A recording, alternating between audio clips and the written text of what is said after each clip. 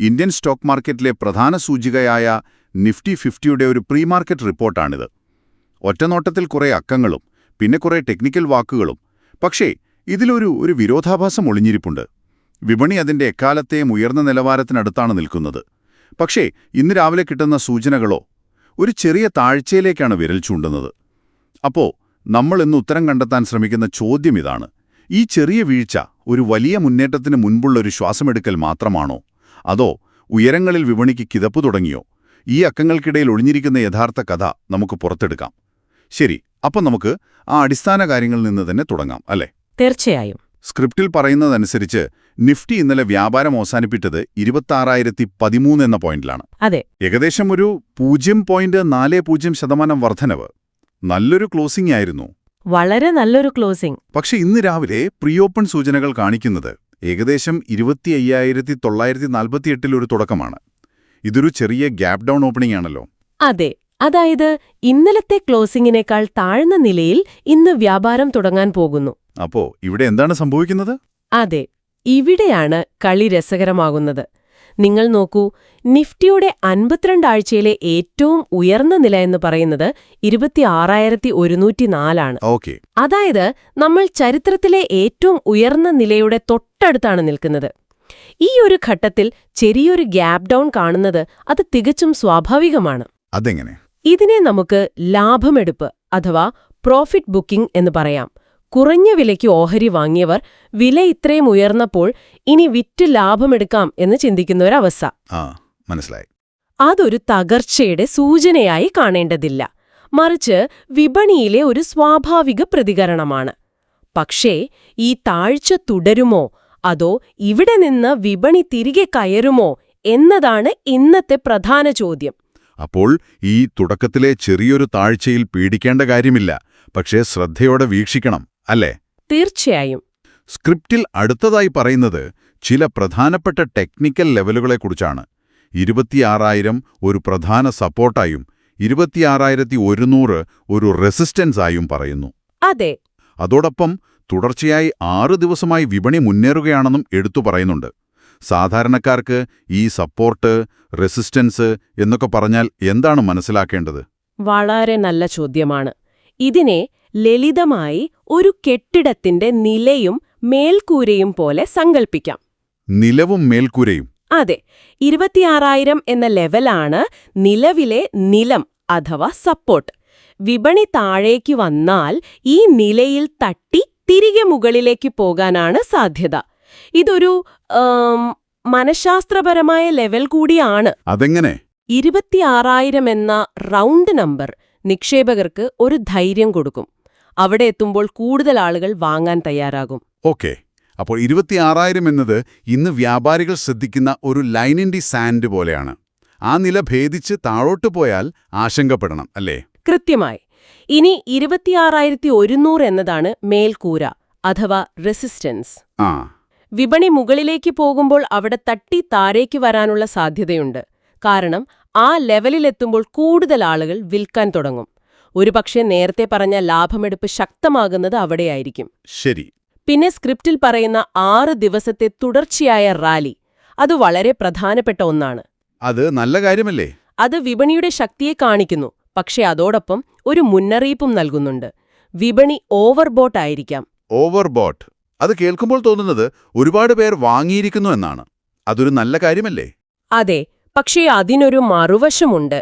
ഇതിനെ ഒരു rubber band വലിച്ചു നീട്ടുന്നതുപോലെ ചിന്തിക്കാം. ഓക്കെ. ഒരുപാട് വലിച്ചു നീട്ടിയാൽ അത് തിരിച്ചു പഴയ അവസ്ഥയിലേക്ക് വരാൻ ഒരു പ്രവണത കാണിക്കുമല്ലോ.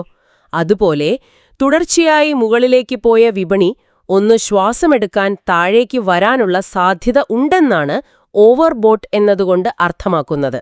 അപ്പോ അതൊരു തകർച്ചയുടെ ലക്ഷണമല്ല?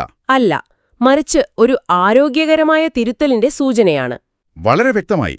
അപ്പോൾ ചുരുക്കി പറഞ്ഞാൽ വിപണിയുടെ ആന്തരികമായ അവസ്ഥ ഇതാണ്: തുടർച്ചയായ ഓട്ടത്തിനു ശേഷം ചെറുതായി കിതയ്ക്കുന്നു, 26,000 എന്ന ശക്തമായ നിലത്ത് നിൽക്കുന്നു, 26,100 എന്ന മേൽക്കൂറിലേക്ക് നോക്കുന്നു. അതെ. പക്ഷേ ഇന്ത്യൻ വിപണി ഒറ്റയ്ക്കൊരു ദ്വീപല്ലല്ലോ. ഒരിക്കലുമല്ല. പുറത്തുനിന്നുള്ള, അതായത് ആഗോള വിപണികളിൽ നിന്നുള്ള കാറ്റെങ്ങോട്ടാണ് വീശുന്നത്? അതും നമ്മുടെ ഇന്നത്തെ ദിശയെ സ്വാധീനിക്കില്ലേ? തീർച്ചയായും. അതാണ് അടുത്ത പ്രധാന ഘടകം. ഷെയർ സ്ക്രിപ്റ്റിൽ പറയുന്നത് ഏഷ്യൻ വിപണികളിൽ ഒരു മിശ്ര പ്രതികരണമാണെന്നാണ്. മിശ്ര പ്രതികരണമോ? അതായത് ചിലത് മുകളിലും ചിലത് താഴെയുമാണ്. എന്നാൽ അമേരിക്കൻ വിപണിയിൽ നിന്നുള്ള സൂചനകൾ പോസിറ്റീവാണ്. ഇത് നമുക്ക് അല്പം ആശ്വാസം നൽകുന്ന കാര്യമാണ്. അതെന്തങ്ങനെ? കാരണം ആഗോള വിപണികളുടെ ഒരു ഗതി നിർണ്ണയിക്കുന്നത് പലപ്പോഴും അമേരിക്കൻ വിപണിയാണ്. യു.എസ്. ഫെഡറൽ റിസർവ് പലിശ നിരക്കുകളെക്കുറിച്ച് എന്തു പറയുന്നു, യു.എസ്.-ചൈന വ്യാപാര ബന്ധങ്ങൾ എങ്ങനെ പോകുന്നു എന്നതൊക്കെ ഇന്ത്യൻ വിപണിയെയും സ്വാധീനിക്കും. ഈ യു.എസ്. ഫെഡ് പലിശ നിരക്ക് കൂട്ടുകയോ കുറയ്ക്കുകയോ ചെയ്യുന്നത് അമേരിക്കയിലല്ലേ? അത് ഇവിടെ ഇന്ത്യയിലിരിക്കുന്ന നമ്മളെ എങ്ങനെയാണ് നേരിട്ട് ബാധിക്കുന്നത്? ഇതിനെ ഒരു ആഗോള പണത്തിന്റെ ഒഴുക്കായി കാണണം. പണത്തിന്റെ ഒഴുക്ക്? അതെ. യു.എസ്. ഫെഡറൽ റിസർവ് പലിശ നിരക്ക് ഉയർത്തുമ്പോൾ അമേരിക്കൻ ഗവൺമെന്റ് ബോണ്ടുകൾ പോലുള്ള സുരക്ഷിതമായ നിക്ഷേപങ്ങളിൽ കൂടുതൽ വരുമാനം കിട്ടിത്തുടങ്ങും. അപ്പോൾ ഇന്ത്യയെപ്പോലുള്ള വികസ്വര രാജ്യങ്ങളിലെ വിപണികളിൽ നിക്ഷേപിച്ചിട്ടുള്ള വിദേശ നിക്ഷേപക സ്ഥാപനങ്ങൾ, അതായത് FIIകൾ, അവരവരുടെ പണം പിൻവലിച്ച് കൂടുതൽ സുരക്ഷിതമായ അമേരിക്കൻ വിപണിയിലേക്ക് കൊണ്ടുപോകും. ഇത് നമ്മുടെ വിപണിയിൽ ഒരു വിൽപ്പന സമ്മർദ്ദമുണ്ടാക്കും. ഓക്കെ, അപ്പൊ നേരെ തിരിച്ചും സംഭവിക്കാമല്ലോ? തീർച്ചയായും. അവർ പലിശ നിരക്ക് കുറയ്ക്കുമ്പോൾ കൂടുതൽ പണം ഇന്ത്യയിലേക്ക് ഒഴുകിയെത്താനും സാധ്യതയുണ്ട്. ഓക്കെ, അപ്പോൾ ഈ FIIകൾ അഥവാ വിദേശ നിക്ഷേപകർ കൊണ്ടുവരുന്ന പണമാണ് വിപണിയെ മുന്നോട്ട് നയിക്കുന്ന ഒരു പ്രധാന ഇന്ധനം. അതെ. സ്ക്രിപ്റ്റിൽ FIIകളെക്കുറിച്ചും DIIകളെക്കുറിച്ചും, അതായത് ഡൊമസ്റ്റിക് ഇൻസ്റ്റിറ്റ്യൂഷണൽ ഇൻവെസ്റ്റേഴ്സ്, പ്രത്യേകം പറയുന്നുണ്ടല്ലോ. അതെ. FIIകളെ നമുക്ക് വലിയ പണസഞ്ചിയുമായി വരുന്ന വിദേശ വിനോദസഞ്ചാരികളായും DIIകൾ, അതായത് മ്യൂച്വൽ ഫണ്ടുകൾ, ഇൻഷുറൻസ് കമ്പനികൾ പോലുള്ള ആഭ്യന്തര സ്ഥാപനങ്ങളെ നാട്ടിലെ കുടുംബാംഗങ്ങളായും ഉപമിക്കാം. കൊള്ളാം. പലപ്പോഴും ഈ വിദേശികൾ വിൽക്കാൻ തുടങ്ങുമ്പോൾ നമ്മുടെ നാട്ടിലെ സ്ഥാപനങ്ങൾ വാങ്ങി വിപണിയെ താങ്ങി നിർത്താൻ ശ്രമിക്കും. ഒരു വടംവലി പോലെ. അതെ, ഇതൊരു വടംവലി പോലെയാണ്. FIIകൾ വിൽക്കുകയാണോ വാങ്ങുകയാണോ, DIIകൾ അതിനെ എങ്ങനെ പ്രതിരോധിക്കുന്നു എന്നതിനെ ആശ്രയിച്ചിരിക്കും വിപണിയുടെ അന്നത്തെ ദിശ. അതുകൊണ്ടാണ് എല്ലാ ദിവസവും അവരുടെ കണക്കുകൾ ആളുകൾ ശ്രദ്ധയോടെ നോക്കുന്നത്. കൊള്ളാം. ആ ഉപമ വളരെ വ്യക്തമാണ്. വിദേശികൾ വിൽക്കുമ്പോൾ നാട്ടുകാർ വാങ്ങി വിലയിടിയാതെ നോക്കുന്നു. അതെ. അപ്പോൾ ആഗോള സാഹചര്യം ഒരു മിക്സ്ഡ് ബാഗാണ്. ഇനി നമുക്ക് കാര്യത്തിലേക്ക് വരാം. ഒരു സാധാരണ നിക്ഷേപകനെ സംബന്ധിച്ചിടത്തോളം ഈ സാഹചര്യത്തിൽ ഞാൻ എന്റെ പണം എവിടെയാണ് ശ്രദ്ധിക്കേണ്ടത് എന്നതാണല്ലോ പ്രധാന ചോദ്യം. തീർച്ചയായും. സ്ക്രിപ്റ്റിൽ ഏതൊക്കെ മേഖലകളിലാണ് അവസരങ്ങളെന്ന് പറയുന്നുണ്ട്? സ്ക്രിപ്റ്റ് 3 പ്രധാന മേഖലകളെയാണ് എടുത്തു കാണിക്കുന്നത്: ബാങ്കിംഗ്, ഫിനാൻഷ്യൽസ്, പിന്നെ മിഡ് ക്യാപ് ഓഹരികൾ. എന്തുകൊണ്ടാണ് ഈ മേഖലകൾ? നോക്കൂ, ബാങ്കിംഗ്, ഫിനാൻഷ്യൽ മേഖലകൾ ഒരു രാജ്യത്തിന്റെ സമ്പദ്വ്യവസ്ഥയുടെ രക്തചംക്രമണ വ്യവസ്ഥ പോലെയാണ്. രക്തചംക്രമണമോ? അതെ. സമ്പദ്വ്യവസ്ഥ വളരുമ്പോൾ ആളുകൾ കൂടുതൽ വായ്പയെടുക്കും, കൂടുതൽ നിക്ഷേപിക്കും. ഇതിന്റെയെല്ലാം ഗുണം ആദ്യം ലഭിക്കുന്നത് ഈ മേഖലയ്ക്കാണ്. അതോടൊപ്പം പലിശ നിരക്ക് കുറയ്ക്കാനുള്ള സാധ്യതയെക്കുറിച്ചും സ്ക്രിപ്റ്റിൽ പറയുന്നുണ്ടല്ലോ.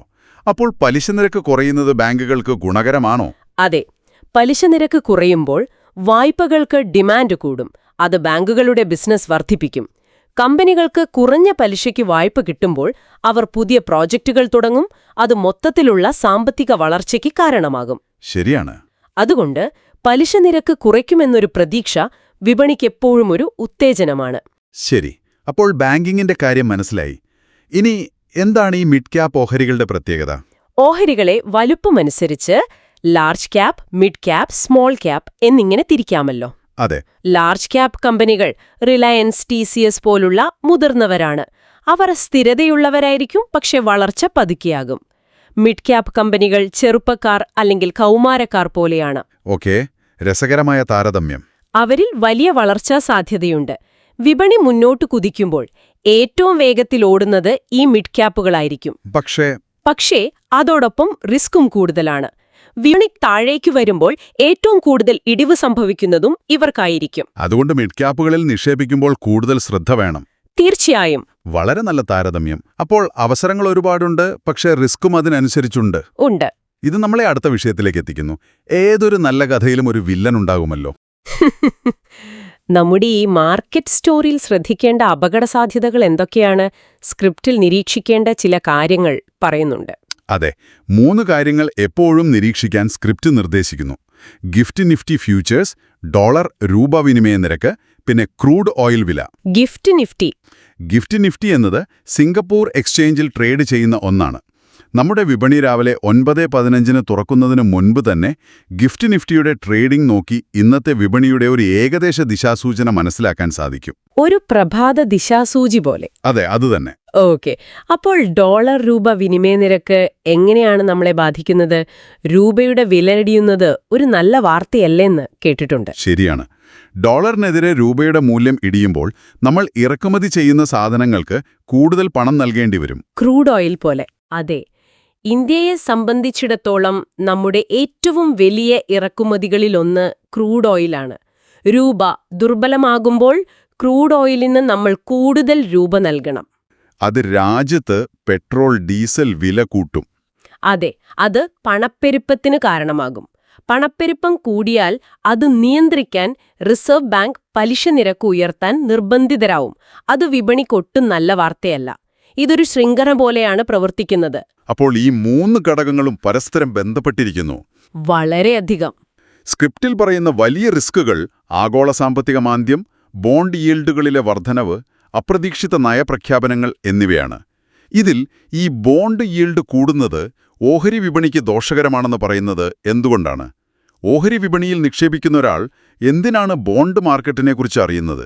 രണ്ടും 2 വ്യത്യസ്ത ലോകങ്ങളല്ലേ? ഒറ്റനോട്ടത്തിൽ അങ്ങനെ തോന്നാം. പക്ഷേ അവ തമ്മിൽ ശക്തമായ ഒരു ബന്ധമുണ്ട്. ലളിതമായി പറഞ്ഞാൽ ഓഹരി വിപണിയും ബോണ്ട് വിപണിയും നിക്ഷേപകരുടെ പണത്തിനു വേണ്ടി മത്സരിക്കുകയാണ്. ഓ. ഗവൺമെന്റ് ബോണ്ടുകൾ എന്നത് റിസ്ക് വളരെ കുറഞ്ഞ ഉറപ്പായ വരുമാനം നൽകുന്ന ഒരു നിക്ഷേപമാണ്. ബോണ്ട് ഈൽഡ് കൂടുന്നു എന്ന് പറഞ്ഞാൽ ഈ സുരക്ഷിതമായ നിക്ഷേപത്തിൽ നിന്ന് കിട്ടുന്ന വരുമാനം കൂടുന്നു എന്നാണ് അർത്ഥം. ഒന്ന് നിർത്തിക്കോട്ടെ.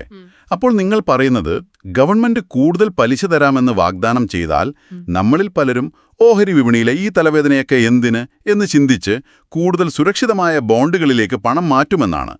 അതാണോ ലളിതമായി പറഞ്ഞാൽ ഇതിന്റെ അർത്ഥം? കൃത്യമായി അതുതന്നെ. നിങ്ങൾക്ക് ഒരു ഗവൺമെന്റ് ബോണ്ടിൽ നിന്ന് ഒരു 8% ഉറപ്പായ റിസ്ക് ഇല്ലാത്ത വരുമാനം ലഭിക്കുമെങ്കിൽ ഓഹരി വിപണിയിൽ പോയി 10-12% വരുമാനത്തിനു വേണ്ടി വലിയ റിസ്ക് എടുക്കുന്നതിൽ അർത്ഥമില്ലാതാവും. ശരിയാണ്. അപ്പോൾ റിസ്ക് കൂടിയ ഓഹരി വിപണിയിൽ നിന്ന് പണം പിൻവലിച്ച് നിക്ഷേപകർ ബോണ്ടുകളിലേക്ക് മാറും. ഇത് ഓഹരി വിപണിയിൽ സ്വാഭാവികമായും ഒരു വിൽപ്പന സമ്മർദ്ദത്തിന് കാരണമാകും. അതുകൊണ്ടാണ് ബോണ്ട് ഈൽഡുകളിലെ വർധനവിനെ ഓഹരി വിപണി എപ്പോഴും ഒരു അപകട സൂചനയായി കാണുന്നത്. ഇപ്പോൾ ചിത്രം വ്യക്തമായി.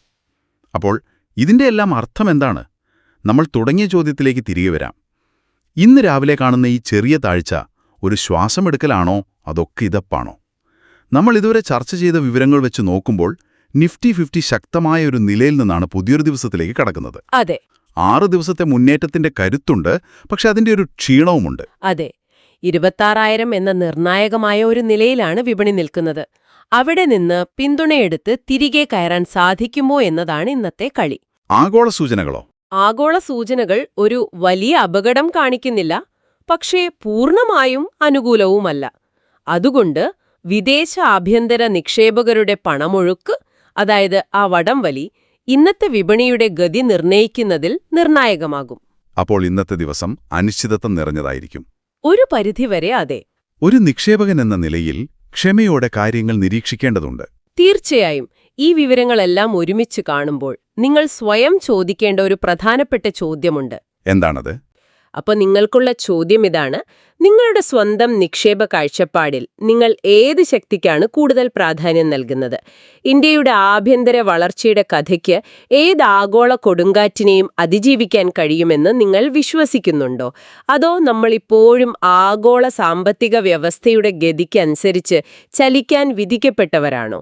ഈ ചോദ്യത്തിനുള്ള നിങ്ങളുടെ ഉത്തരം ഇന്നത്തെ പോലുള്ള ദിവസങ്ങളെ നിങ്ങൾ എങ്ങനെ കാണുന്നു എന്നതിനെ രൂപപ്പെടുത്തും. അത് വെറുമൊരു താഴ്ചയാണോ അതോ ഒരു അവസരമാണോ എന്ന് തീരുമാനിക്കാൻ നിങ്ങളെ സഹായിക്കും.